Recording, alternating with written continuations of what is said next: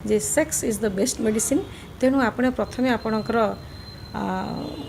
ये मानसिक को एवं निज देह को भल रखापी हेले नियमित भाव में सेक्सटा को बजाई रखु। विभिन्न असाध्य रोग पर जिते आम शुणुछु एवं किसी महिला मान सहित आलोचन बसला बेले कि आमर से समालोचना एवं किसी आमर तथ्य समाज संबंधी एवं आजिका आधुनिक संबंधी से सब आम देखुछु शुणुछु जे असाध्य रोग हेले देखा जाए जे ब्लडटा तैयारी होगापी कष्ट हुए एवं विभिन्न समय रे से मानसिक चिंतार से बुड़िकी रहती। तेणु डाक्तर मानकर परामर्श एवं किसी बुद्धिजीवी ज्ञानी महल परामर्श जे sex is the best medicine.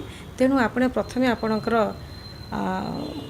ये मानसिक को एवं निज देह को भल रखापी हेले नियमित भाव में सेक्सटा को बजाई रखु एवं सेक्स आपणकर सबू समाधान सबू समस्या समाधान बा खुशी आनिबा सह आपणकर रोग मध्य निर्मूल करे। तेणु sex is the best medicine. आपण ताकू सब निजर इच्छा शक्तिटा को कौन उपभोग करंतु। नहीं देखंतु कौन होउची आजिका माने जिते सब आम तथ्य रखुचे से तथ्य रे बहुत मानसिक रोग बाहरुची।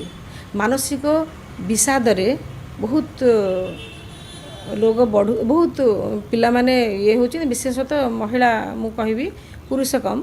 तेणु या निजको खुशी करने डाक्तर माध्य करते निजको खुशी करने बुलाबुली करूँ तांको छाड़ू फ्री छाड़ू ये सबू डाक्तर मान कहती।